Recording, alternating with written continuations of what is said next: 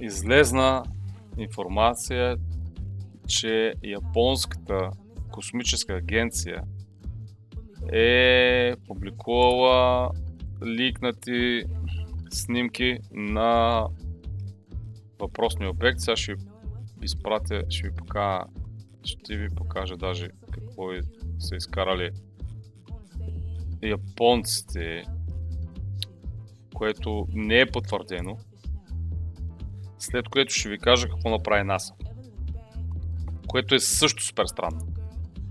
Така, японската космическа агенция изкара по непотвърдени данни, разбира се, изкара едно видео, което се твърди, че е ликнато видео на въпросния обект. Не знам доколко е вярно това нещо. Не знам, буквално мрежата полудя. Japanese Space Agency alleged leaked video of 3A Atlas. Това са снимки. Ще се опитам да се добера до видеото. Сега ще се опитам да се добера до видеото, между другото. Да ви го покажа. След което ще ви кажа какво направи НАСА. Това, което НАСА направи, е много интересно. Дали е обратна посока на Слънцето или просто не е толкова, колкото астероида. Защото по пътя на логиката, как работи гравитацията, точно това трябва да се случи. Да, това трябва да се случи. Проблема е, че първо опашката му беше насочена към Слънцето. Там е основният проблем. Така. Айде да видим дали може да намерим въпросното видео. Мисля, че в X го имаше, в Twitter. Дали може да го намерим видеото. Искам да ви го пусна на видео. Да, мисля, че това е видеото. Не, това е преработено.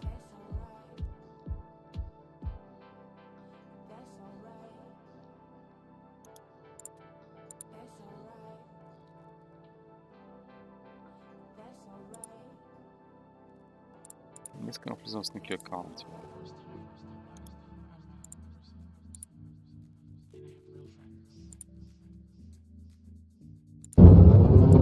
Това е видеото. Между другото, което претендира, аз ще спра звука на музиката, което претендира това видео. Vero Virni CV Reddit I Imase da Otforis Videote V Twitter. Добре, само че аз го намерих. Аз го намерих видеото. Пак казвам, това видео претендира, че е ликнато от японската космическа агенция и е заснето преди обекта е ликнато от, доколкото разбрах, от НАСА. Така, ще го пусна видеото да го изгледаме, да може сами да си направите заключения. Официално потвърждение няма за това видео, което, нали, и наистина да е оригинално, в смисъл да не е подправено, също няма да има най-вероятно потвърждение. Но до този момент това си остава спекулация. Да видим какво са ни подготвили уж от японската космическа агенция.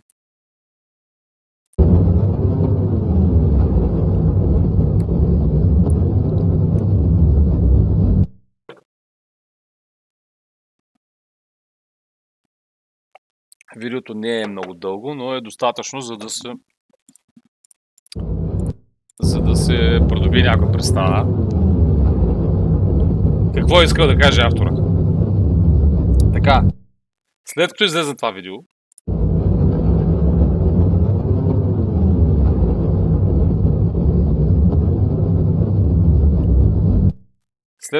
това видео, нещата станаха още по-интересни, защото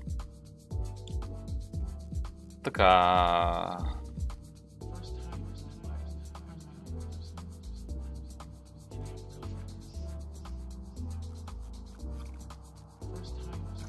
Само една секунда да го открия. НАСА буквално задейства така. Цитирам.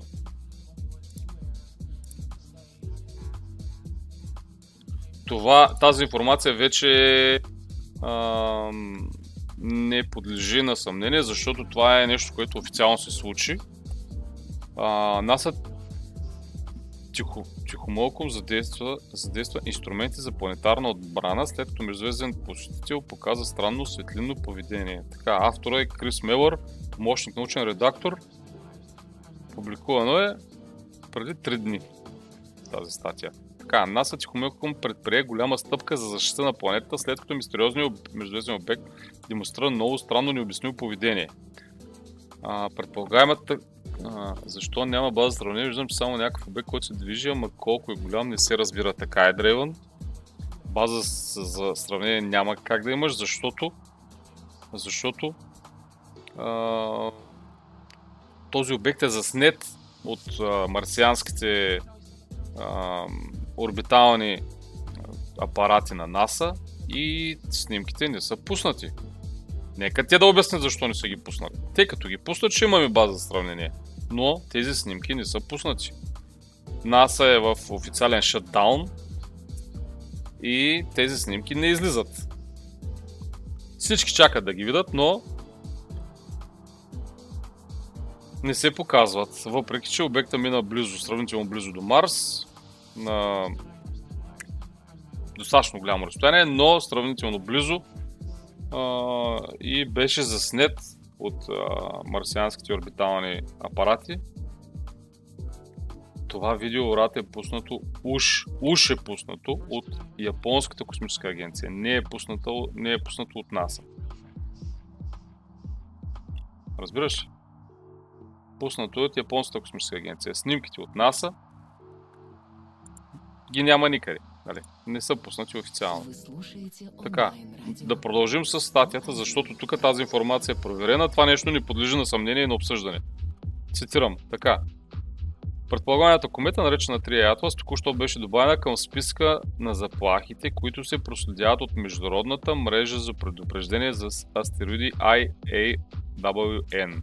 Организация, подкрепена от ООН. Сега тук правя една скоба.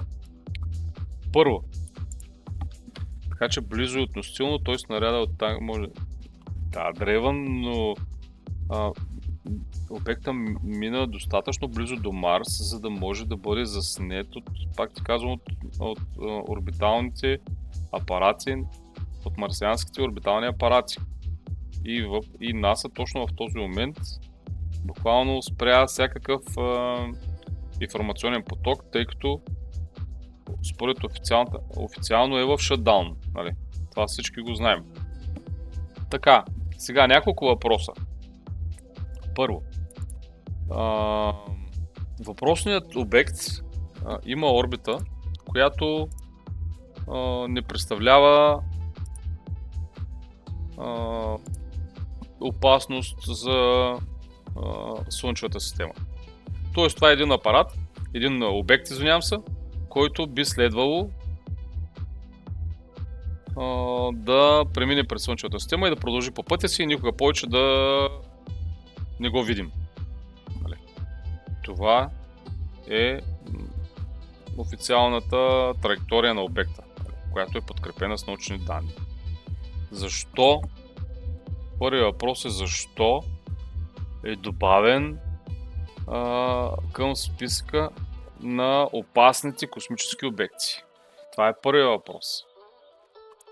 При положение, че орбитата му потвърдено не представлява заплаха за Слънчевата система, защо го добавят и при положение, че той преминава през Слънчевата система по траекторията си и не би следвало никога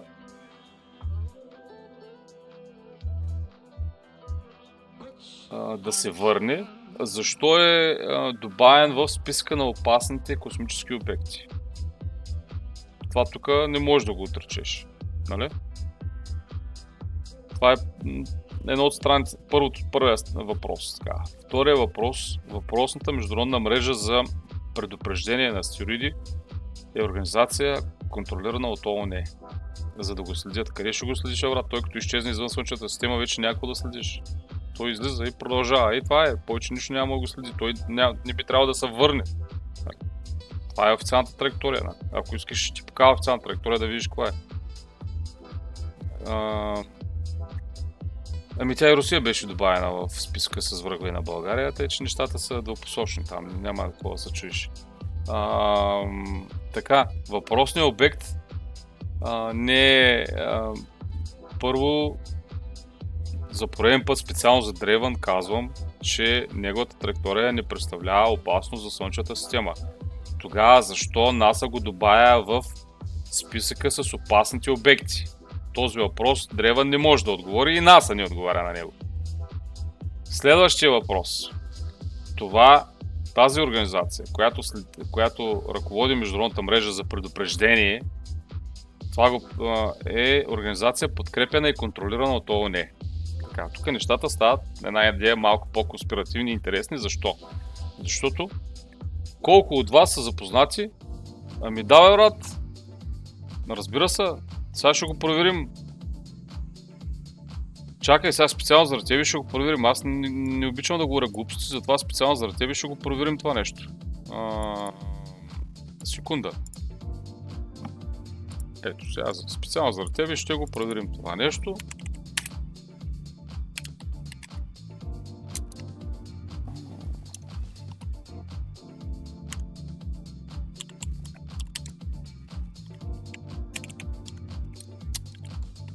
Чакай, беше. Така. Така, да платиш Economic Times, тук излизат всякакви неща. Ето, между другото, това, което виждаш, това не си го измислям аз, това е информация, която се върти свободно в интернет, която не е оспорена и до този момент. Както и да е, няма да я обръщам повече внимание на тази информация. Искам да обърнем внимание на ето, каудата. Между другото, каудата, не знам този сайт, това е на български сайт, ще изкарам. Така, това е Daily Mail. И така, The International Asteroid Warning Network initiated a campaign to monitor 3A Atlas. Ако искаш на български, ще го пуснем, ако искаш на английски. Къде пише, че е опасен? Самата програма следи опасни обекти. Никъде не са написали, че е опасен или не е опасен. НАСА продължава да мълчи. Тя не е само, че не е казала дали е опасен или не, тя изобщо нищо не казва. Така. Каудата е един от най-сериозните български сайтове, следящ научните достижения, развития, информация и така нататък. Междузвездният обект 3A Atlas официално е добавен за първи път в списъка на потенциалните заплахи от Международната мрежа за предупреждение за астероиди. По какъв начин искаш да ти го цитирам и да ти го преведа това нещо? Обектът първоначално класифициран като комета е привлякал вниманието на астрономите поради наличието на антиопашка, потоп от частици насочени към Слънцето, а не обратно на Слънцето. Това няма да те питам за него, защото не мога да го обясниш. Това поведение противоречи на типичните характеристики на кометите. Поради сложността на изчисляването на траекторията, НАСА и IAWN са включили 3A Atlas в кампанията за кометна астрометрия и са обявили провеждането на глобално учение от 27 ноември до 27 януари 2026. Учението в което участват телескопи от цял свят, от Мануа Кей в Хавай до обсерватории в Чили, синхронизира наблюденията, за да усъвършенства алгоритмите за локализиране на обекти в необичайни орбити. НАСА подчертава, че това е тренировъчно упражнение за подобряване на системите за ранно предупреждение, а не отбранителна мисия. Ето, доволен ли си? Необичайното поведение, включително и промяната в яркостта и посоката му близо до Слънцето, предизвиква спекулации сред учените. Астрономът от Харвардския университет Ави Льоп предположи, че маневрите може да наподобят изкуствено гравитационно ускорение. Техника, използвана от космически кораби за промяна на скоростта им. Той каза, че обектът използва енергия от Слънцето, за да коригира траекторията си. Това може да покаже неговия изкуствен произход. През август космическият телескоп Джеймс Уеб засече, че 3A Atlas излъчва собствена светлина и съдържа никел. Метал е използван в топлинните щитове.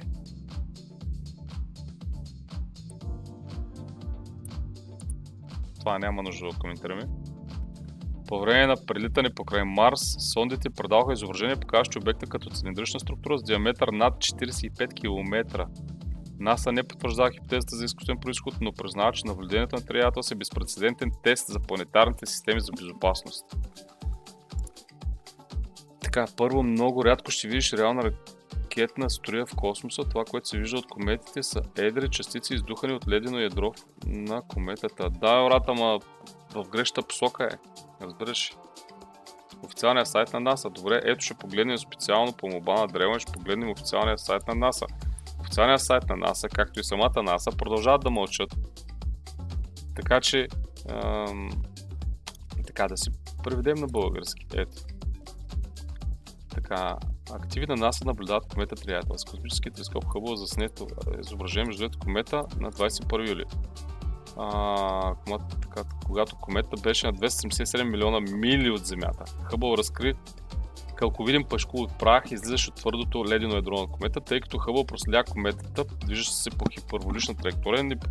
Неподвижните фонови звезди са ивици в експозицията. Продължаващите наблюдения на Хъбъл позволяват на астрономите да оценят по-точно размера на ядрото. Наблюденията към 20 август 25 година показва, че горната граница на диаметра му е 3,5 мили или 5,6 км. Въпреки, че може да бъде малка до 440 метра в диаметър. Така, НАСА, които планират да съберат наблюдението на Триятос, включват Хъбъл телескоп, Swift, марсиански марсход, Perseverance, Марс. Значи, вижте, те са планирали марсианските апарати да съберат информация, която информация и до този момент не е оповестена. Видео и метеорити ми изпраща Древен, обща класификация на метеоритите, каменни метеорити, хондрити, обикновени хондрити, други хондрити, въглеродни хондрити. Тук говорим основно за метално съдържание, железни метеорити. Железните метеорити са станали почти изцяло от никел, желязна сплав. Никел, желязна сплав. Само че този обект изхвърля чист никел. Нали? Важно уточнение, който чист никел не съществува в природата в чистия свят. Те често имат минерални включвания и се смята, че произхождат от ядро на големи астероиди. Железните метеорити често са групирани в три големи категории на базата на химически състав и структура. Съдържат около 7 до 10% никел, когато се среди така разтворна азотна киселина, покават наречените Уитменщатен фигури. Друго подразделение на октаедритите е направено въз основа на обхвата на класовете фини, средни, груби. Линиите се стеснява с увеличение съдържанието на никел. Дали че си спорно? Ами, спорно е, да. Нито ти, нито аз можем да кажем. Осланяме се на информацията, която излиза. Между другото, информацията, която излезна е наистина, че изкарва чист никел. Ако искаш, специално ще потърсим да ти покажа, че изкарва почти чист никел. С изключително малко съдържание на желязо. Това, което виждаме на сайта на НАСА, е най-обща информация. Намерихте ли това, което търсихте? Не сме намерили това, което търсим, но към този момент първи доклад направим. Това е обща информация. Това, което можем да открием на сайта на НАСА, е обща информация, която е достъпна от самото откриване на обекта от юли месец, мисля, че. И без коментар на последните факти, които са намерени. Ти ако се съмняваш дали НАСА е добавя този обект към опасните обекти, може специално да се заровя тая чрез да ти покажа, че НАСА наистина го е добавила и че това нещо е факт. Стартирането на тази програма. Въпросната, сега ще продължа, ще цитирам, нали, статията. Може да я потърсим тази статия, ако искаш. Така, във вторник представители на IWN, това е организацията подкрепена от ООН. Сега исках да си продължа мисълта. Защо подкрепена от ООН? Тук вече избояват спекулациите, свързани с въпросния проект, който няма да му казвам името, някои от вас може би го знаят, е свързан с симулация на инвазия. Какво имам предвид?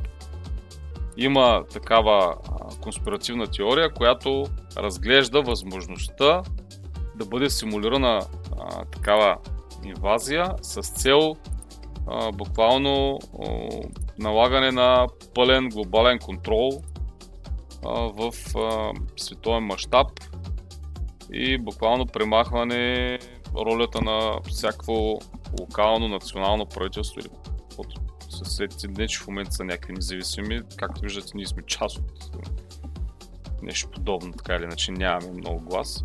Тази комета е сензация поради траекторията си. Тя е уникална в момента, защото е една от малкото, които не са наши, минава транзит, така да се каже, затова може да има уникални характеристики поведение. Да, абсолютно си прав. Странното е, че я включват в този списък, защото по принцип, съгласно информацията и траекторията, не би трябвало да представлява, така да кажа, нещо по-сериозно от интересно наблюдение. Въпреки това включват в този списък.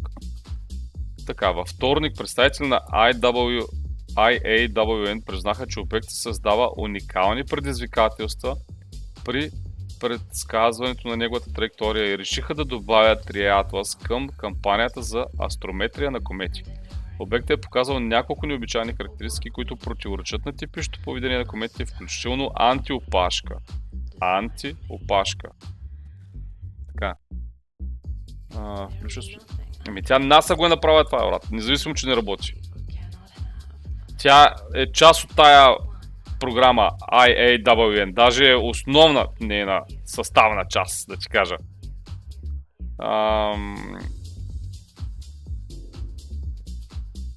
Строил частици насочена към Слънцето, вместо да се отдалечава от него, нали? Това, за което говорихме. Според съобщението, учените ще проведат специално тренировъчно упражнение в периода от 27 ноември до 27 януари 2026 година. Телескопи и системи за проследяване по целия свят ще насочат вниманието си към TriAtlas, за да усъвършенстват методите за точно определяне на неговото местоположение в небето. Буквално това, което направиха с този акт е един вид инструктираха сериозните телескопи в световен мащаб да се включат в проследяването на въпросния обект, за да може информацията да се координира, да се набере пълния набор от данни и да се създаде максимално точна прогноза за неговото поведение, което за момента е трудно, тъй като е пълно с аномалии, една от друга по-странни. Просто уникална като характеристика, затова тренират астрономите да следят за такива обекти. Добре, радвам се, че си така оптимист. Нали? Трябва да има такива хора, защото аз не виждам нищо оптимистично в цялото поведение на сериозните астрономически организации в цял свят към този момент. Абсолютно нищо оптимистично не виждам, често казвам. Поведението им е граничи с аматьорщина и опасна, как да кажа, опасна липса на официална информация, която дава възможност на всякакви интерпретации. Значи, ако дадена армия провежда учение, ще има война. Зависи. Били сме свидетели на маневри, които са предшествали военни действия. Така, комета TriAtlas преминава през плътно звездно поле, изображението е заснето от телескопа в Чили. Това е първият междузвезден обект, добавен в списка на заплахите, проследяване от международната мрежа за предупреждение на астероиди. IAWN, двуметровия близнак телескоп на Канарските острови, засне изображение, показващо слаба струя частици от TriAtlas, насочена към Слънцето, нещо, което комети обикновено не правят. Наричат го тест за подобрени методи за астрометрия. Така, с други думи, обектът не се държи така, както би трябвало, написа потребител в платформата X, бившия Twitter, когато всеки телескоп от Mauna Kea, Чили до Чили е синхронизиран върху един единствен обект. Това не е учение, добавя друг потребител. Daily Mail се свърза с НАСА в сряда, но агенцията заяви, че цялата космическа програма е временно затворена поради продължаващото правителствено спиране, шътдаун, и отказа да коментира повече. това нещо, няма. Мисля, че сте достатъчно интелигентни сами да си го изтълкувате. IAWN заедно с Европейската космическа агенция и другите партньори координират това глобално усилие, за да удържи Земята в безопасност от близко преминаващи астероиди и комети. Извинявам се, обаче този обект би следвало да премине на стотици милиони километри, мисля, че на повече от 2 астрономически единици от нас. И е малко странно изобщо, така да кажа, обяснителният режим, в който влизат, защото явно, че те имат нужда от допълнителна информация. Явно, че повече от ясно е, че обектът не е обикновен. Ясно е, че нещата вече и на тях им изглеждат доста странни. И сега им е малко трудно, нали, да обяснят защо Аджиба, нали, при положение, че траекторията му е ясна и би следвало да напусне Слънчевата система, защо Аджиба го добавяме в списка с опасните обекти, при положение, че никога не трябва да се завърне. Нали. И малко е трудно да отговорим на този въпрос, но нали, ще го отдадем това на метеорологичните условия. Така, НАСА не е изстрела ракети, за да защити планетата от Триатлас. Според съобщението, това голямо събитие е третирано по-скоро като упражнение за обмен на опит между астрономите и като възможност за любителите на звездното небе да направят по-добри снимки на предполагаемата комета. Така. Обектът е уникален и за това гледат да получат максимално от него. Съгласен съм, трябва да се следят такива обекти. Древън, аз ще съм изключително щастлив да си прав. Не му разбирай погрешно. Не искам така да ти кажа, всичките тези спекулации да се окажат истина. Предпочитам и ще се радвам много да си прав. Запомни го това нещо. Така. Професор Ави Льоп от Харвард изказва теория, че това шокиращо маневриране е характерен признак на космически кораб, който използва гравитацията на голяма звезда, за да промени скоростта и курса си. Преди последното си странно поведение близо до Слънцето, Триатлас беше планиран да направи най-близкия си проход покрай Земята през декември, но скептици твърдят, че активирането на системата за планетарно предупреждение е доказателство, че правителствените служители се страхуват, че това не е безобидна комета. Така, от инфото в сайта на НАСА, който прочетох спокойно, някой може да създаде излишна тревога и спекула. Учението, което участва телескопи от цял свят от Мануа Кей до Хавай до обсерватории в Чили, синхронизира наблюденията, за да усъвършенства алгоритмите за локализиране на обекти в необичайни орбити. НАСА подчертава, че това е тренировъчно упражнение за подготвяне на системите за ранно предупреждение, а не отбранителна мисия. То журналисти и инфлуенсърите, това е работа. Така, сега аз имам един въпрос специално към Древън. Сещаше се преди няколко месеца един обект, който беше вкаран в списка с опасните обекти, който имаше 4% шанс за траекторията му да се пресече с земната. Сещаш се за коя комета ти говоря? Това беше комета, която реално наистина имаше шанс впоследствие след по-нататъчни изчисления и наблюдения, този шанс буквално беше отхвърлен и обектът беше класифициран като не беше вече опасен, беше класифициран като неопасен, така да кажем. През август космическият телескоп Джеймс Уеб засече, че Триатлас излъчва собствена светлина и съдържа никел. Метал, използван в топлинчещето, и че съдържа никел, не означава, че е чист никел. Добре, това нещо ще го проверим. Сещаш ли се за кой обект ти говоря, който преди няколко месеца, може би в началото на годината или нещо от сорта, беше окачествен като опасен обект с 4% шанс да се пресече с земната орбита. Сещаш ли се за кой обект ти говоря? Това беше, мисля, че в началото на годината. Не знаем колко е голям, не е опасен за Земята, всички наблюдателни орбити се насочи към него. Да, те подклаждат, продължават да подклаждат всякакви хипотези и конспирации с поведението си. Ако искаш, ще ти изкараме информация колко чист е никела. Така.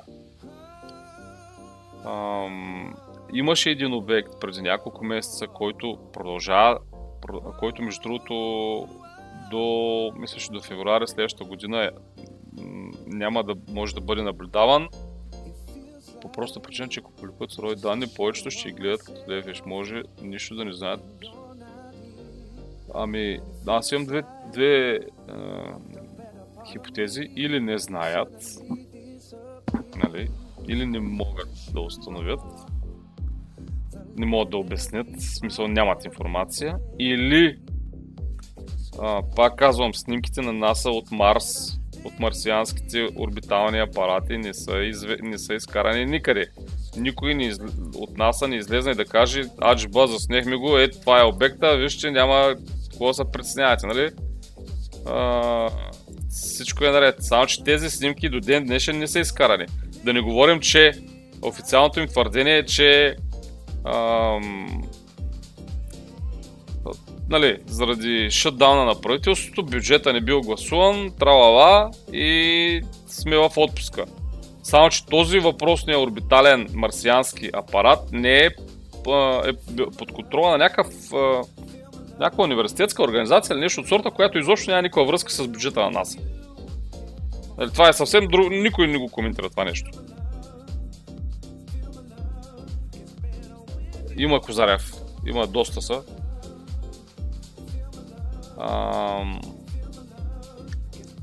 Да, това нещо, как да кажа, значи въпросният обект, за който се опитвах да ви кажа в началото на годината, една комета беше класифицирана като потенциално опасна и тя не беше включена в въпросния списък за проследяване, обаче този обект, така да го наречем, който уж е с траектория, която трябва да напусне с Слънчевата система и никога да не се завърне, го включиха в този списък. Нали? Има, как да кажа, малко двусмислие в цялото поведение не само на НАСА. Значи тук, за да не прозвучи тенденциозно, мълчи не само НАСА. Европейската космическа агенция се прави, че пуска някаква информация, симулира дейност. Тя не че симулира дейност, симулира презентиране на информация. Тя, че си действат, това е ясно, че си действат. Въпросът е, че информацията, която извеждате, нали, за пред хората, как се казва. Роскосмос абсолютно нищо там, нали, там буквално нищо не е излезло. Китайската космическа агенция абсолютно нищо не е излезло, същата работа. Буквално пълно затъмнение, пълно информационно затъмнение. И излизат ни снимки, излизат ни видеа и съответно не мога да разбера това нарочно ли го правят. Нямам обяснение, честно ви казвам. Виждат, че хората се интересуват. Симулиране, да. Точно така, да. Нищо не знаят, прибират милиардите. Ами това е проблема, че сега в момента уж нямат бюджет. И уж заради това са в шатдаун. На практика в момента няма апарати в орбита на Марс, има един с мисия на повърхността. Нека да видим това нещо, можем да го проверим. А това, между другото, едната от снимките беше от апарата, който е каснал на самия Марс. Пърсивънс ли кой беше там, който е геологически апарат, нали? Той не е астрономически уред, той е ровър, който е изпратен да изследва повърхността на Марс, не е небето над Марс. И въпреки това успя там нещо да заснеме. Така, NASA Martian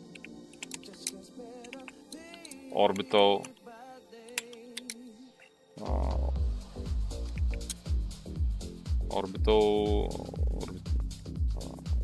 апарати, как да опишем?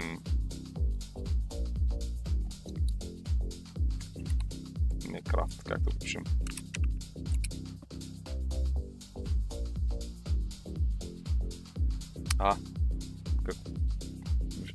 Чакай само една секунда. Ровъра си води, да, той си там в момента, няма как да снима нагоре, следи повърхността. Добре, брат, ама ти преди малко, нали, каза, че НАСА няма апарати в орбита, само че виж какво казват. Нали? Активните марсиански орбитални космически кораби на НАСА включват Марс Одисея и марсиански разузнавателен орбитален апарат, които представляват данни за повърхността на планета и действат като комуникационни релета. В атмосферата на Марс летлива еволюция. Мисията също е активна, изучавайки атмосферата на Марс и предавайки комуникации.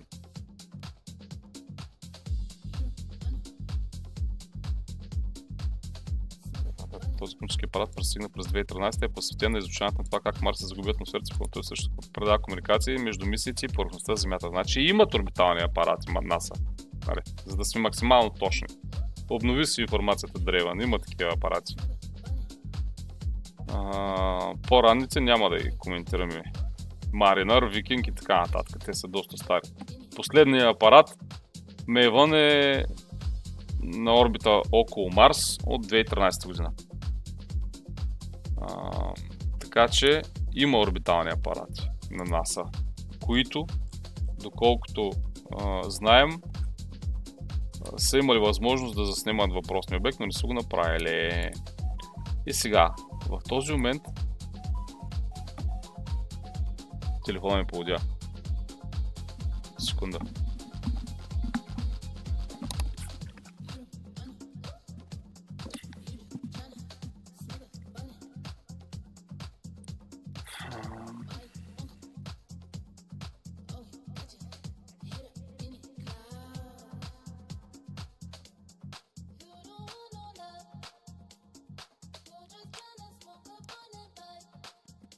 Така.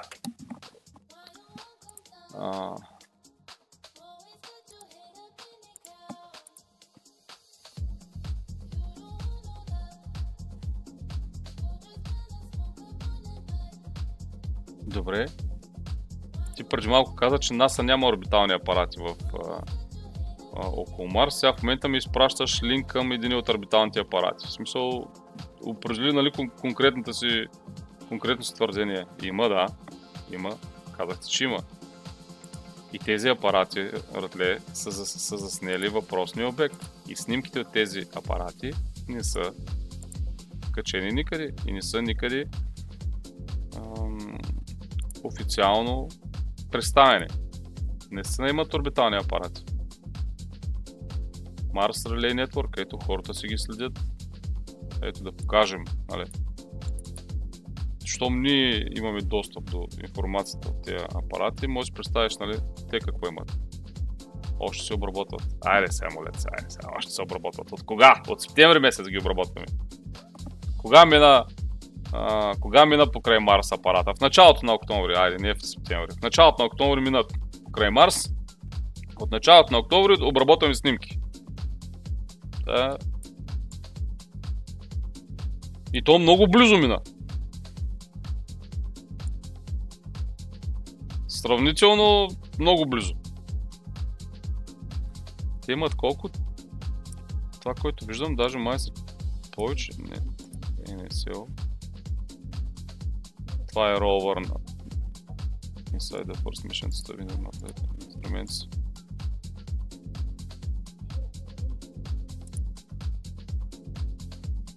Те двата са ровъри. Това също е ровър. TGO е орбитален. И той е MVN и той е орбитален. И ODITO и той е орбитален. Имат поне 3 орбитални. Поне 3 орбитални апарата имат.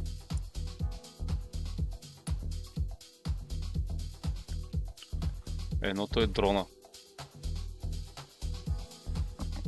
Ами, доста време имаха да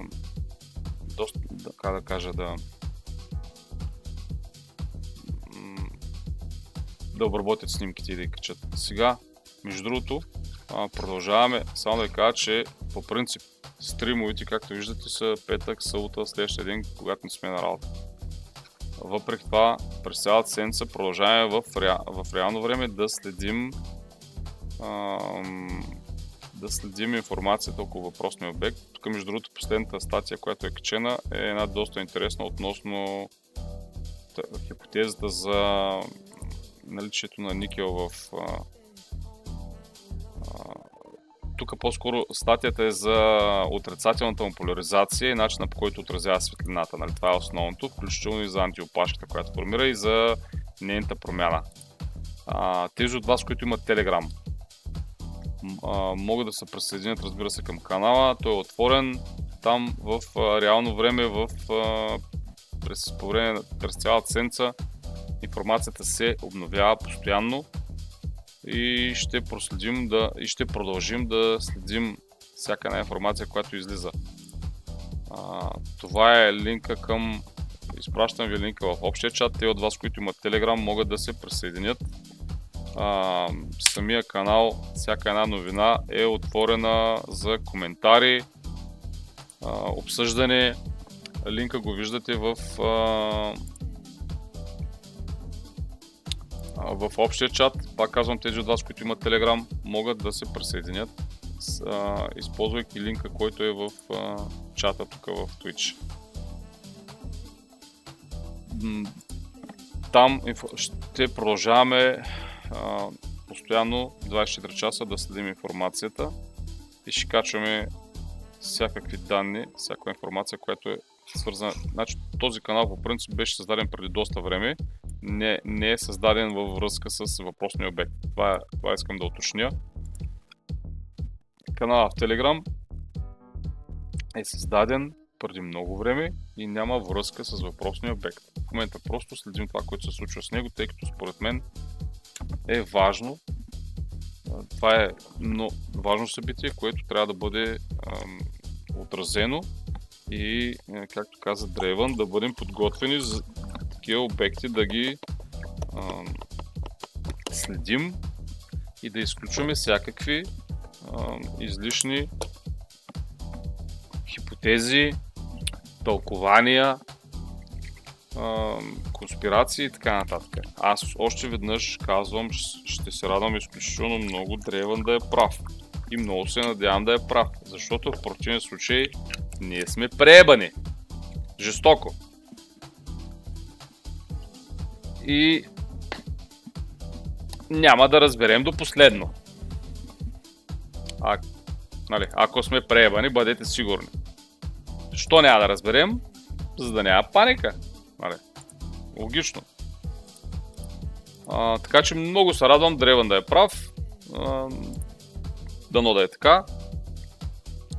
И този обект просто да е така, нека да събуди интереса изобщо към цялата наука, към развитието на науката, към развитието на астрономията, изобщо изучаването на Слънчевата система и на обекти, които идват извън Слънчевата система, защото за мен е изключително важно.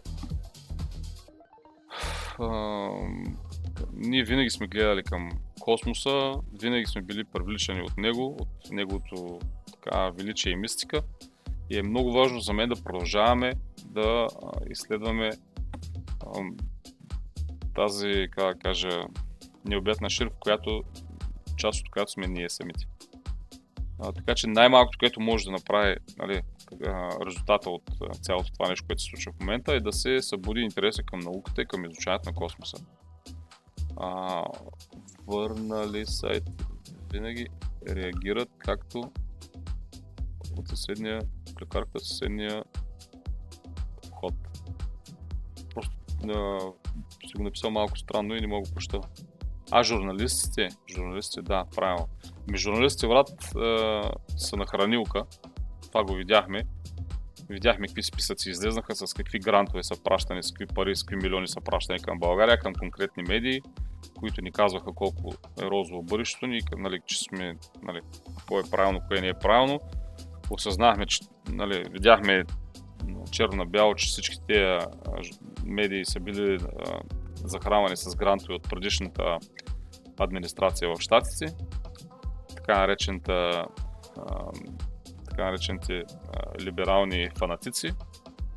Тези грантове след идването на Тръмп на власт бяха спрени, разбира се. Така че аз на журналистите не вярвам, защото това е една огромна машина за облъчване, финансирана извън България. В момента знанията ни за космоса са като знанията на население за градовете и селата, там някъде далеч зад хоризонта, знае, че чуват така да, ние не познаваме, тук си прав, не познаваме изобщо космоса, не познаваме дори малка част от него. Ние не познаваме дори съседите си в космоса, така да кажем. Не можем, уж не можем, според мен можем, но умишлено не се връщаме на Луната. Тук ще тръгнеш пак да спориш с мене, но аз никога няма да изкривя това, което мисля. За мен на нас не е забранено да ходим на Луната. Ето, казвам ти го.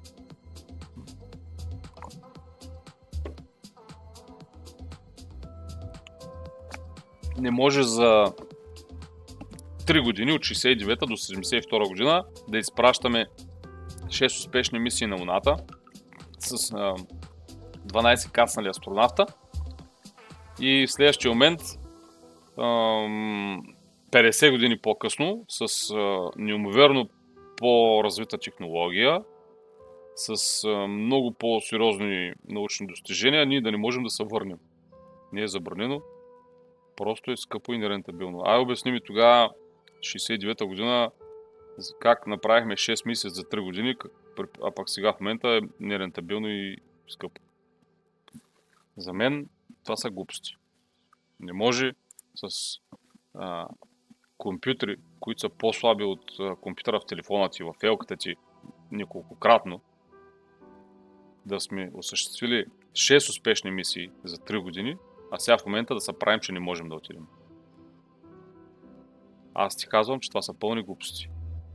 69-та година, 2025 година. Нали? Тук. Тогава сме направили 6 мисии, сега нито една. Нали? Това са фактите. Не говоря глупости. За 3 години 6 мисии, сега 0. И продължават да са 0. До 25-та ли докажеш, трябваше да сме се върнали. Ами не сме. Не съм видял още някой да се върне. Няма и да се върнем. Защо? Защото ни е забранено да ходим там. Казвам ви го. Сега, ако това нещо не ти се вярва, искам да ми обясниш Дрейвън. Били са огромен риск. Съгласен съм, да, но са били успешни. Китайци са взимали проби вече 4 пъти. Да, имам пред да пратим хора на Луната, iFASFA. Нали? Не говоря за сонди, които. Да, китайците пращаха, даже индийците мисля, че пратиха. Ама тяхната май не успя на индийците. Нещо загубиха връзка или нещо от сорта. Невидиме ръб, ще се блъснеш или спа? Това беше добро, сте ви, добре. Сега, между другото, малко по-сериозно. Да обърнем внимание на това, което говорихме за Луната, защото едно от най-странните неща. Запознат ли си Дрейвън или някой друг с сеизмичния експеримент, който е извършил Аполо 12 на Луната? Това искам да разбера.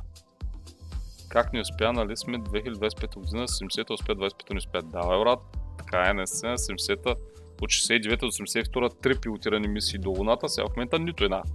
Сега има програма за обучение на астронавти с нови костюми точно за Луната. Да, даже съм ги виждал новите костюми. Представяха ги официално на една пресконференция. Аз ви слушам, че даже приядох покрай вас, рекох да вкарам някаква нотка. Така е, сте ви. Някой чувал ли е за сеизмичния експеримент, проведен от Аполо 12? Индийците мисията на Луната май им се провали. Ако не сте чували, ще ви покажа. Ти си чувал. Кажи ми какъв е резултат от сеизмичния експеримент на Аполо 12 след като си чувал. Ари, и го разтълкувай го. iFASFA след малко ще чуеш. Луната уж звъняла.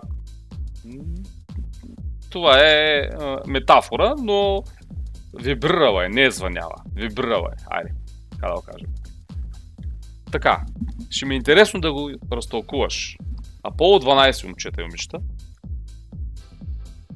извършва един експеримент, който представлява следното нещо. Разбива една неголяма сонда, представете си няколко метра сонда в лунната повърхност. Разбива я умишлено. Не е това. И в резултат на това необичайно, в смисъл и неочаквано за никой, Луната вибрира в продължение на около час и 5 минути. Представете се една сонда няколко метра да се разбие в такъв обект, огромен обект като Луната. Нека да проверим диаметъра на Луната, за да не говорим глупости. Диаметър Луна. Така, 3474,8 км е диаметърът на Луната. Аполо 12 разбива една сонда, която е от порядъка на няколко метра. Нали? И вследствие на което Луната вибрира в продължение на около час и 5 минути. Това нещо няма абсолютно никакво обяснение. А Тунгусския метеорит чул ли си? Тунгусския метеорит чул си. Обясни ми за... Значи, когато се е разбил, Земята, самата вълна от разбиването е около 3 пъти на Земята, ако не греша. Да, карал ли е да вибрира цялата планета за час и 5 минути? Няма как да накара да вибрира цялата планета, при условие, че Земята е доста по-големчик от Луната. Колко по-голяма? Извиняй, диаметъра на Луната е 3474. Не може да разбиеш един обект, който е, да кажем, 3 метра или 5 метра, няма значение, голям, и в обект, който е в диаметър 3000 почти 500 км, и въпросният обект да вибрира един час след това. Айде сега, за да не говорим глупости, сега ще ви изкарам информация за този експеримент, защото Древа много обича да говори на Изус. Аз ще изкарам информация за този експеримент. Аполо 12 сеизмик. Така, сеизмичен експеримент на Аполо 12. Така.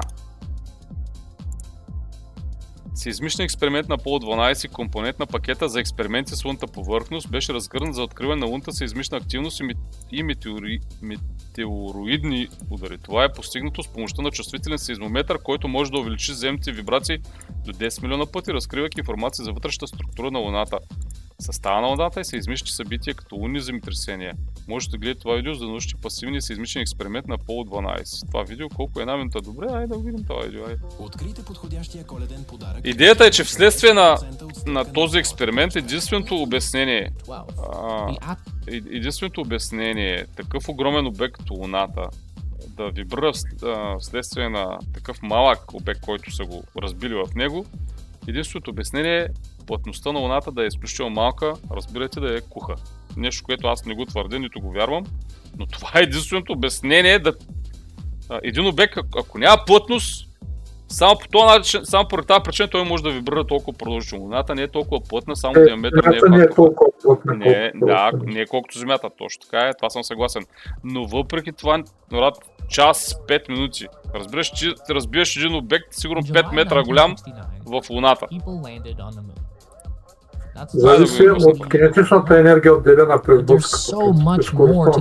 Аз не мисля, че са го разбили с някакви хиляди километри в час. В смисъл... Айде сега ще видим какво ще видим. What many people don't know is that NASA accomplished 6 Apollo moon landings in just 3 years' Това, което казах, 6 мисии за 3 години. 6 crewed lunar landings in 3 Сега нито една. years. Something that would be unfathomable by modern standards. So, и за да е ясно на всичко, аз не съм съгласен с твърденията, че лунните мисии са симулирани и че са кинематография или каквото и да е. За мен американците са ходили на Луната. Казвам ви го честно, аз го вярвам това нещо. Не съм привърженик на конспиративната теория, че не са ходили нещо от сорта. За мен са ходили. Дори руснаците, най-големите врагове, тогава го признават. Нали? Така че за мен американците са се стъпали на Луната, но просто ни е забранено да ходим там. Не знам дали знаете, но НАСА е имала заедно с ЦРУ план да взриви атомна бомба на Луната. Не знам това нещо дали ви е ясно. Мога да ви изкарам и тази информация. Ако Древан това нещо сигурно си го чува. Отказали са, но са имали такива планове, нали? Искам да го потвърдиш. Така ли е било? Моля? Да. Имали са, те са имали много планове и още имали са планове да взривят атомна бомба на Луната. Казвам ви го това нещо. Това е в момента. Е безумие да планираш нещо подобно. Да взривяваш атомна бомба на Луната. Имали са такива планове. После да не се чудите, нали, като казвам, че на нас не е забранено да ходим там. Нали? What were all of these guys doing? Да отидеш до... Слушам, кажи. Не, има големи ползи. Няма как да има големи ползи от това нещо. Значи, една от най-големите ползи е, че ти излизаш извън земната атмосфера и можеш да създадеш бази за наблюдение на открития космос без атмосферата да ти пречи. Така че... Тези бази, как ще ги, ако има хора на нея, как ще ги поддържаш тези бази? Те трябва да едат, трябва да се хранят. Нали това са им плановете, брат? Нали това са плановете на нас да направим база? На Луната има същия проблем. Там трябва да се доставя храна, кислород, вода. Всичко това. Единствено има открито за сега лунен лед някъде. Са открили, ако не греша, е толкова. Останалото трябва да се носи от земята. А това не е като да отидеш до супермаркета и се върнеш. Не, но такива са плановете, нали? В смисъл... Плановете са много. Планове има винаги. Ама ние ако не можем да достигнем до най-близкия си космически обект, къде сме тръгнали? Проблема, те не са тръгнали на никъде. Проблема е в самата поддръжка на мисълта. За разлика, примерно, тук на Земята, в повече или по-малко може да се намериш храна, има какво да дишаш, вода има. В повече случаи. Там няма нищо, буквално. С Марса е още по-голям проблем. Има редки елементи в Готмод. Мисля, че не е само елементи. Има, ама трябва да ги изкопаеш. Добре, да видим официалната информация, нали, какво се е случило с Apollo 12 и сеизмичния експеримент.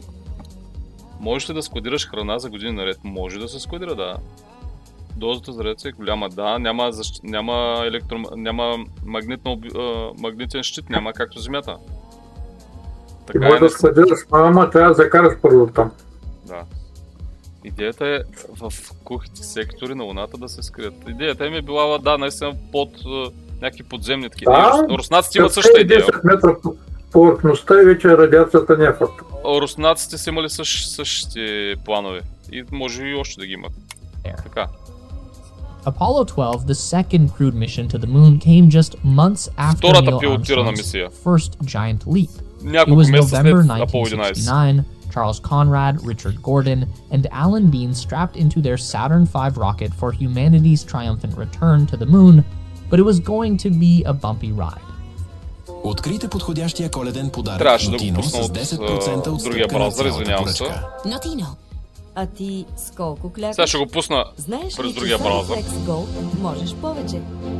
There were big plans for Apollo 12. The crew brought along a state-of-the-art... А ти знаеш ли, че колко е било трудно са борали с скафандрите? Да, те са доста, как да кажа, наистина трудни от мобилна гледна точка, нали, да можеш да се движиш и да изпълняваш обикновени задачи. Не мобилна.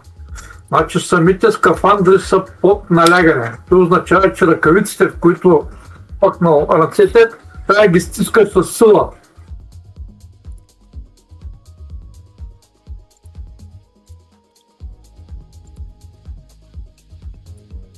Така, това е...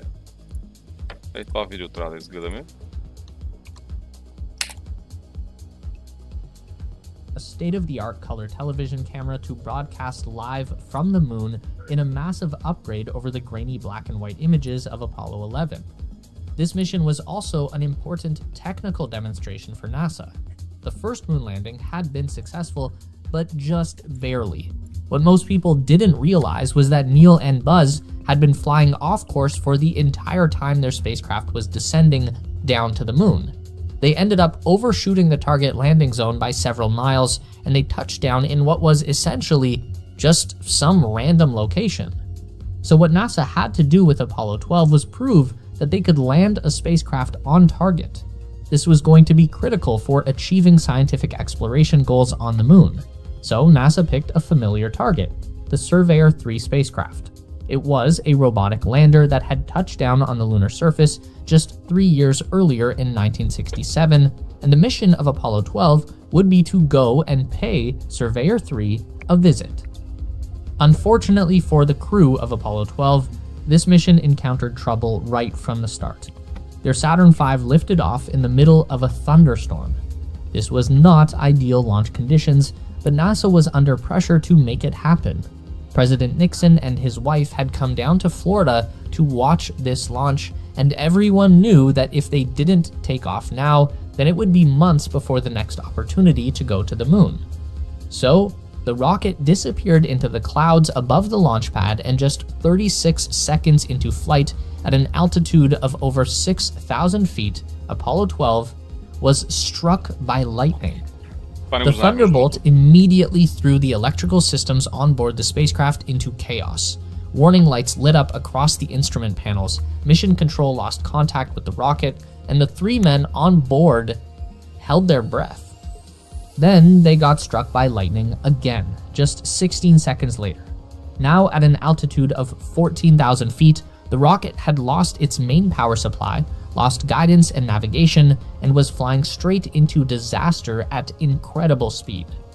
It was one quick-thinking commander that saved the day. A flight controller on the ground had experienced a similar electrical failure during a training simulation, and he radioed to Apollo 12, "Try SCE to AUX." That's now a famous line among moon landing nerds, and what it did was switch the signal conditioning equipment, or SCE, to auxiliary mode, which restored power and allowed the mission to continue. And that was the last time NASA launched a rocket in a thunderstorm. Following that brush with disaster, Apollo 12 went on to achieve a near pinpoint landing on the edge of the Surveyor crater, just 180 meters away from where the Surveyor 3 spacecraft was waiting. Back on Earth, millions of people were tuned in to watch the first color TV broadcast from the moon, and what they saw must have been an awe-inspiring view of the second men to set foot on the lunar surface. But this would be short-lived. Just a few minutes into their moonwalk, Alan Bean accidentally pointed the TV camera directly into the sun, and because there's no atmosphere on the moon, sunlight is incredibly intense up there.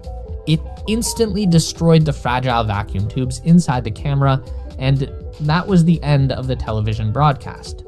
But it was far from the end of Apollo 12. The astronauts completed their mission to the Surveyor spacecraft and extracted a few components that they would bring back to Earth, the first man-made objects to ever return from a long-duration stay in outer space. The Apollo 12 astronauts also deployed a very important piece of technology on the moon, the Apollo Lunar Surface Experiments Package, a sophisticated collection of geophysical instruments designed to monitor the lunar environment continuously after the astronauts' departure. This package included something called the Lunar Seismic Experiment, essentially a seismometer to measure earthquakes on the moon, or moonquakes. And NASA decided to test this experiment by causing a moonquake of their own. After the astronauts had lifted off from the surface and returned to the Apollo command module in orbit, their lunar spacecraft was then intentionally crashed into the moon. The Lunar Seismic Experiment measured the vibrations created by the impact, and scientists were shocked to see that the reverberations from the crash actually lasted for nearly an hour. It was said that the moon rang like a bell. And that was a pretty big first step in learning that the moon was a lot more strange than anyone had imagined. Apollo 13, an unlucky number for an unlucky crew on the first failed mission to the moon.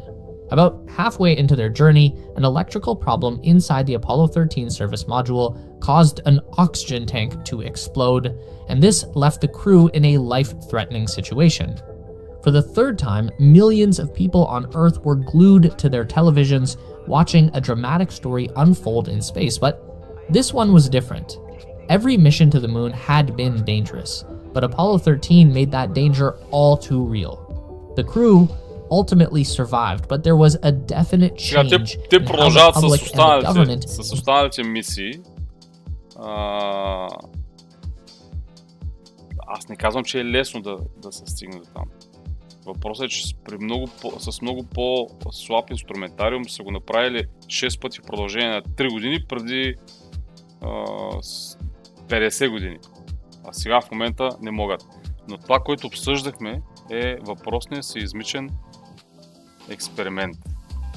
И пак казвам, след като са разбили лунния си модул контролирано и умишлено в лунната повърхност, около 1 час в продължение на 1 час след това луната е вибрирала, което е доста необяснимо. Да, луната е с много по-слаба плътност, но въпреки това е много сериозен обект. Лунният модул на Аполо 12 е от порядъка на няколко метра. Сега можем да се заинтересуваме, ако искате да видим колко метра точно е голям, но при положение, че разбиваш един обект в хиляди пъти по-голям обект от него, не се очаква по-големия обект да вибрира толкова продължително време. По-ниската плътност в сравнение с земната не мисля, че е логично обяснение. Те хората си казват, нали, в НАСА са били шокирани от резултата. И това нещо и до този момент няма обяснение. Има, между другото,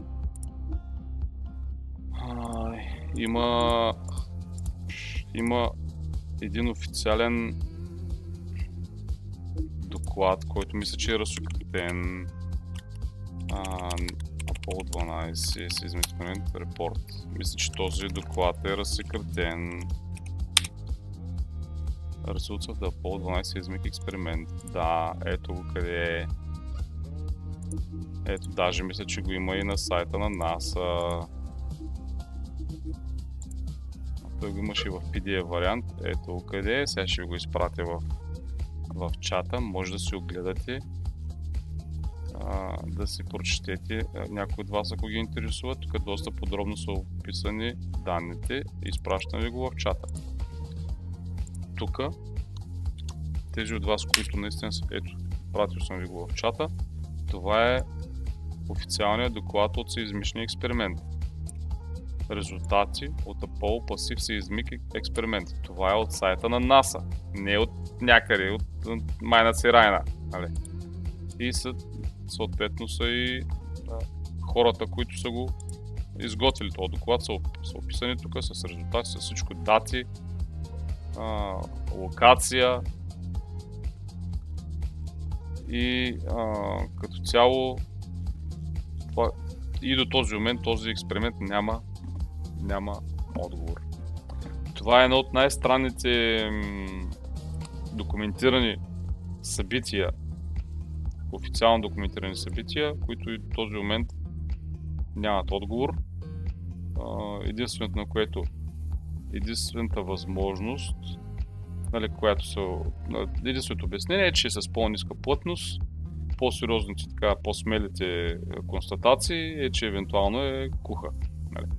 Тук това нещо, като се свържи с факта, че е точно 400 пъти по-малка от Слънцето и точно 400 пъти по-близка от него до Земята, за да може да се формират перфектни слънчеви затъмнения, вече нещата преминават в съвсем различна сфера на конспирация. Но да не забравяме, че Луната има изключително ползотворен ефект за живота на Земята. Благодарение на нея първо се стабилизира орбитата, стабилизира се въртенето на Земята, формира се 24 часа от денонощие. Не говорим изобщо за приливи, отливи и така нататък. Така е, отдалечава се с много малко, мисля, че няколко сантиметра на година. 3-4 сантиметра или нещо от сорта. Което означава, че влиянието й отслабва. Но наистина Луната има изключително важно значение за живота на Земята. И всичко това, така да кажа, създава се усещането, че е поставена на точното място, за да може да има живот тук на Земята. Това са спекулации. Но тези неща нямат обяснение. Пак казваме, тя е около 400 пъти по-малка от като диаметър съпоставена от Земята е 400 милиона, колко беше точно? Само една секунда така. Тя е точно толкова по-малка от Слънцето и точно толкова по-близка от него спрямо Земята, за да може перфектно да закрие слънчевия диск и да се получат перфектните слънчеви затъмнения. Този експеримент е един от най-интересните наистина, но това, което говорихме е защо, разбираш ли, не можем да се върнем в момента. И към този момент продължават напъните. Даже излезна една информация наскоро, че НАСА евентуално ще ли да заменят SpaceX като официален партньор за връщането на Земята, което разбуни духовете и накара така Илон Мъск да повиши тон. Аз не че го одобрявам това нещо, нали? Все пак космоса не е монопол на никой. Там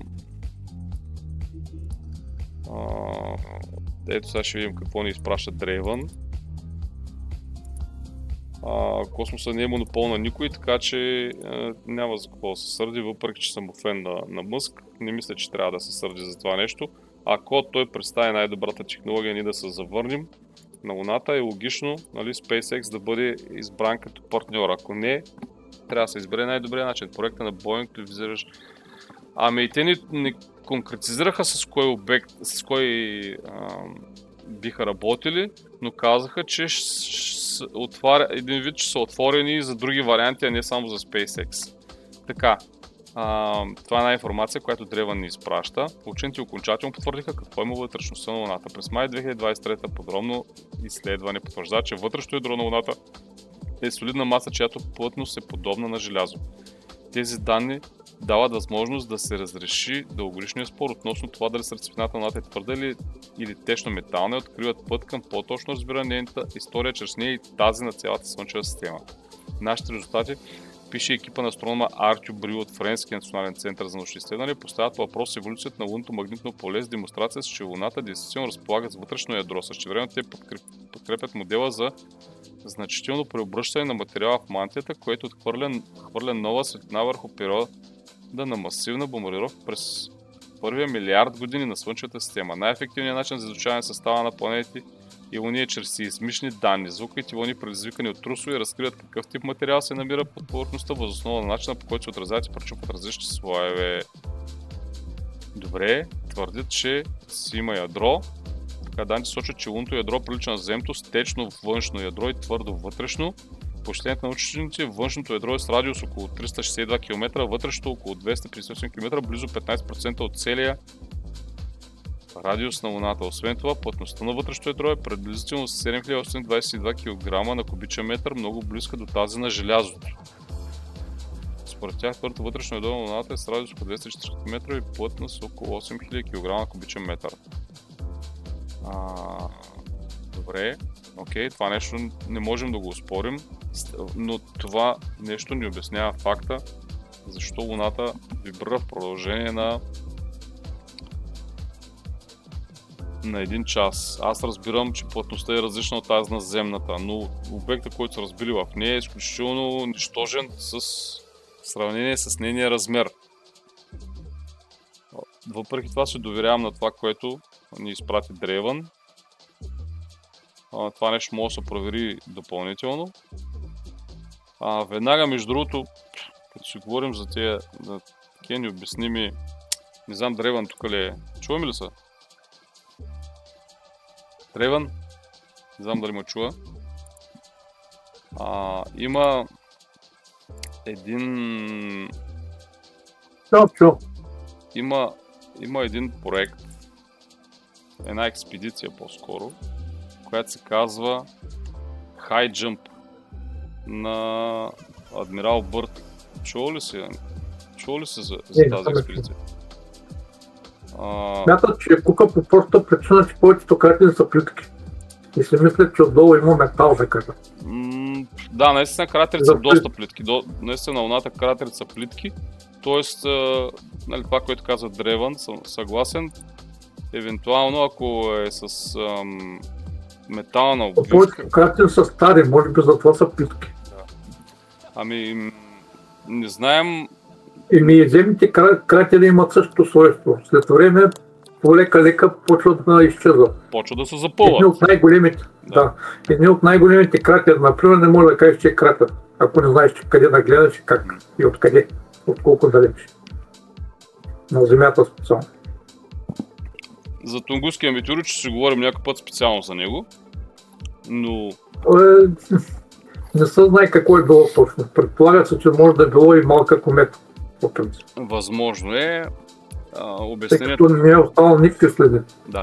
Обясненията върват от метеор, който се е взривил на километри височина през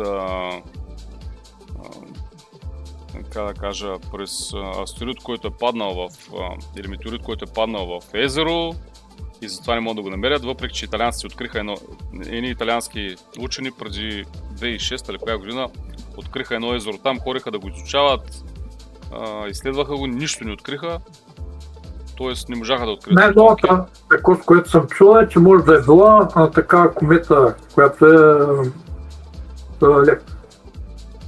Тоест тя не е само лед по принцип, има и прах вътре. И е изгоряла там до определена височина и се е взривила. Има няколко теории. Метеор, който е попаднал в езеро, или както казва древен комета, или метеор, който се е взривил на определена височина над земната повърхност, ядрен взрив, космически кораб, унищожен от друг космически кораб или претърпял някакво происшествие. Помниш ли метеора в Русия, дето го снимаха от всички коли, минаваш на близко? Да, в Челябинския метеорит. Да. Значи, забележи, кое е странното. Значи, този обект се снима от коли, от техните камери, които не са с много висока резолюция и се вижда напълно нормално.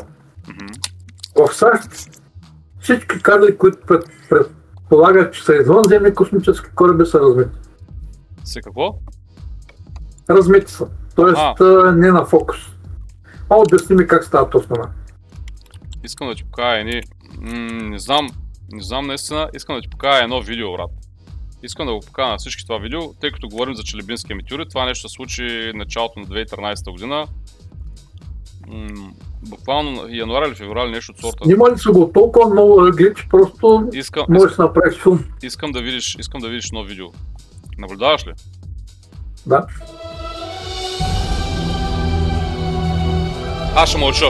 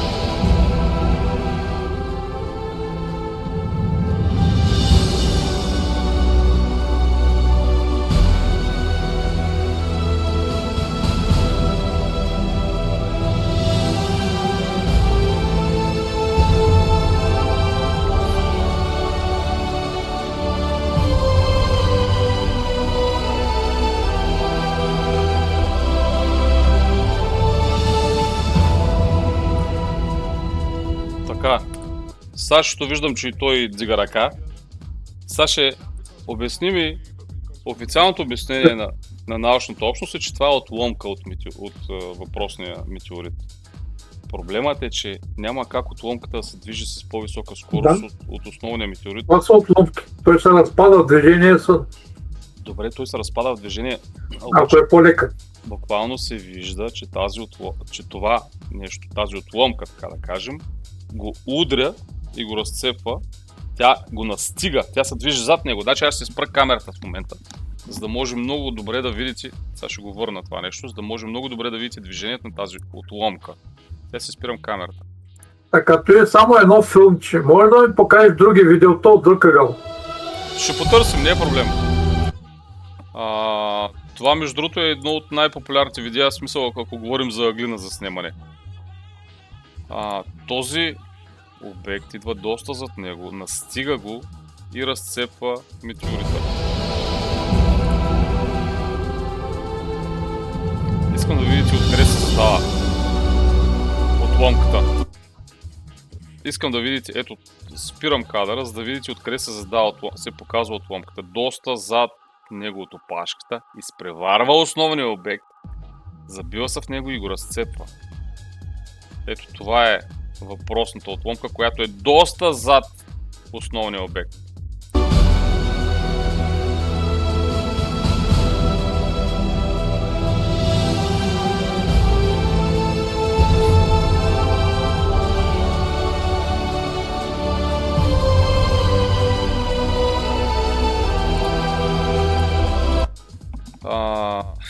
Стоп няма.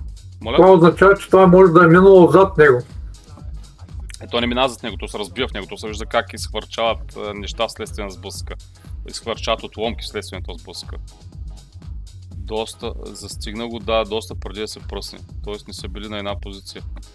Ами аз виждам, че в момента в който го настига, да видим, има ли възможност да намалим скоростта. Да намалим на възможно най-бавна скорост да го проследим това нещо. Ще намаля звука.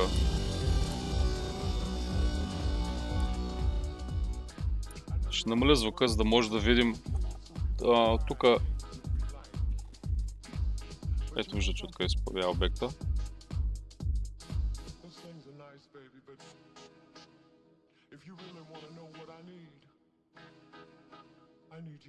Буквално го пронизва. Минава през него. И продължава.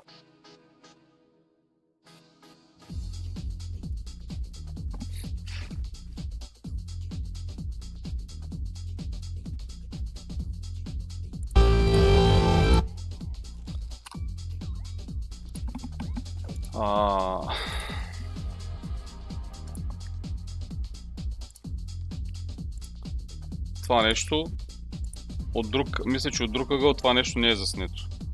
Ще потърся, но тук вече отломки, които са намерили от него.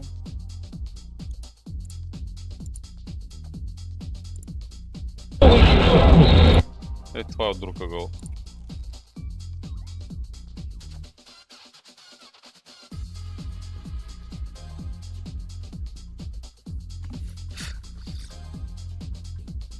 Тук между другото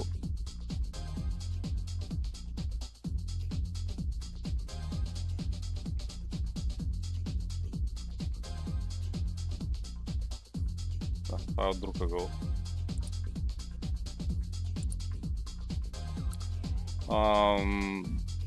Доста наистина интересни кадри. Да видим Древен какво ни е изпратил.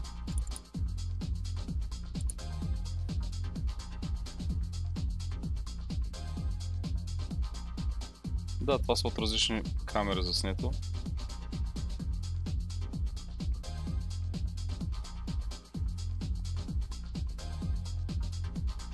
Структурата няма да издържи на въздуха.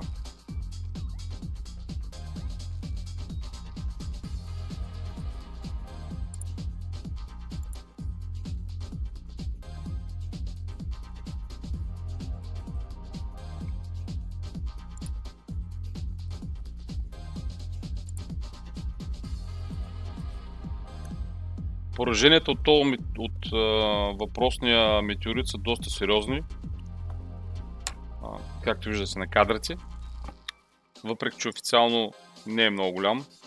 Никъде не се вижда такова нещо, като на видеото, което показва. Да, така е наистина, другите камери не се вижда, но този кадър е увеличен. Сега виждам на къде биш, че един вид според тебе тези кадри не са реални. Така ли да разбирам? Което според мен не е така.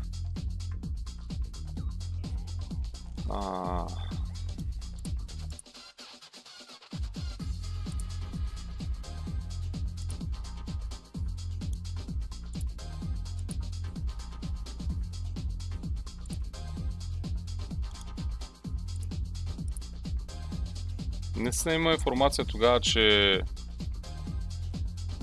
къде има поражения, различни поражения вследствие на взрива. Не знам какво да кажем. Пази Боже. Какво ще стане, ако не беше се пръснал и беше ударил земята? Ами, по принцип, вероятно ще да има локални последствия, тъй като се счита, че метеорита не е с някакъв сериозен размер, но въпреки това за мен тези кадри са доста интересни и не са получили обяснение. An unknown object can seen hitting the famous 2013, да. Това са същите кадри.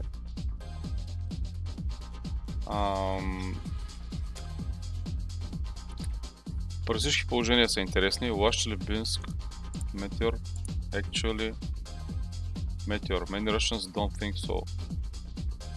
Има и статии по повода. Така, темата става много интересна. Това, което ви предлагам, освен ако нямате друго желание, аз ми се искаше да продължим с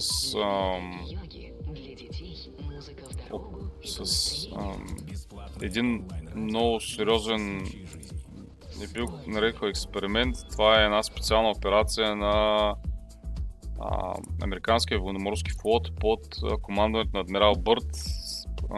Казва се High Jump или висок скок. И също така и с Тунгусския метеорит, но не знам дали ще имаме време да го направим.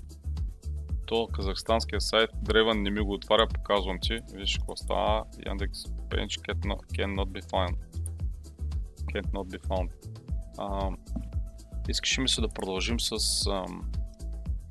операция High Jump, която е една от мистериозните операции на американския военноморски флот, която официално е научна експедиция до Южния полюс.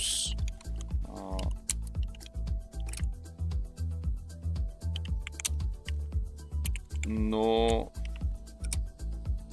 нещата там са доста меко казано мистериозни. И ако искате ви предлагам това нещо да го оставим за следващия път. Кажете ви какво мислите по въпроса. Буквално това, което правят е да изпратят една сериозна флотилия, включително самолетоносач към Южния полюс, но буквално цялата армада се връща, меко казано, разбита. Дават сериозни жертви от към техника, загубени самолети и няма обяснение на какво се дължи това нещо. Самата експедиция се е случила от 46-47 година, пак казвам, ръководи се от адмирал Бърт. Мисля, че Ричард Бърт се казваше. Това нещо ще... Да, точно така, ето. Адмирал Ричард Бърт. Правилно. Димака, здравей, братле, добре дошъл. Предлагам ви, освен ако не държите много, това нещо ще да го разгледаме следващия път, когато правим следващия апдейт за въпросния обект, който целият свят в момента следи, който всички ние следим. И ви предлагам, ако искате следващия път, да обърнем внимание на операция High Jump и на Тунгусския метеорит специално. Между другото, ще се радвам, Древен, да се включиш, тъй като имаш доста познания и ми е приятно с теб тези неща да ги обсъждаме, въпреки че в много от случаите сме на различни позиции, но при всички положения е хубаво да се разгледат всички тези въпроси от различни ъгли. Кога ще е следващия път? Може да е още утре, братле. Утре вечер. Димака ти малко се включваш, брат, тъй като в момента вече е 5 без 10. Но има възможност записа от днес, между другото ще го качим в може да го изгледате в колекцията с видеозаписи на канала тук в Twitch, но ще го качим в YouTube. Само да споделя за тези от вас, които не са присъствали предния път.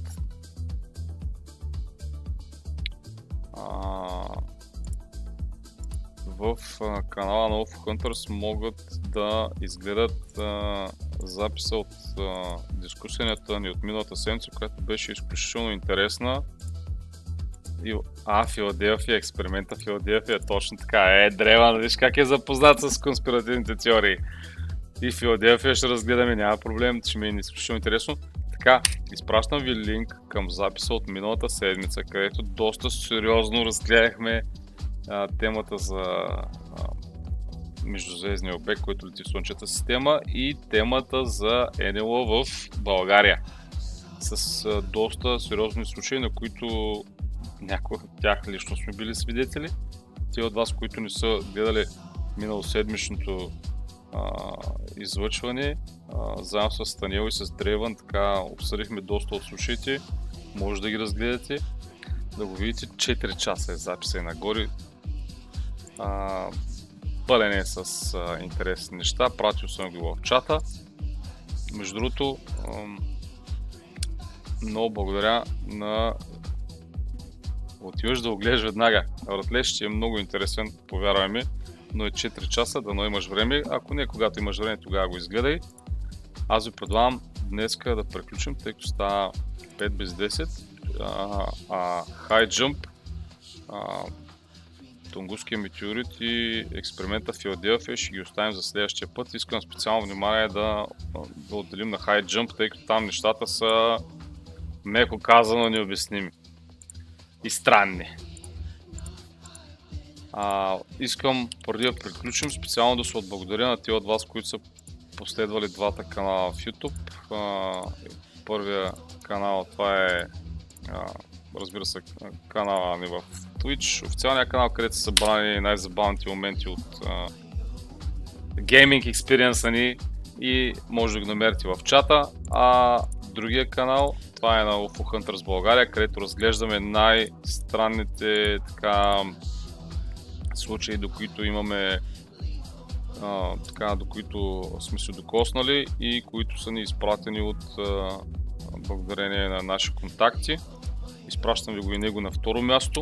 Това са двата YouTube канала. Първият на Twitch канала на Доминатор БГ, където са най-забавните моменти, най-събрани са, днес има много смях и простия, може да се забавлявате истински.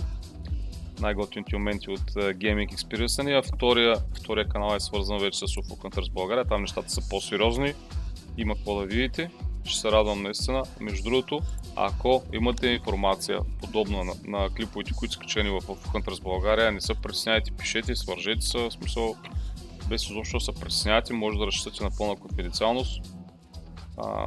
Ще качим всички кадри, които претендират да бъдат достоверни и съответно ще се радвам наистина да ги обсъдим и заедно. Благодаря на всички, които са последвали двата канала и разбира се са последвали канала в Twitch и ви предлагам да кажем лека нощ за тази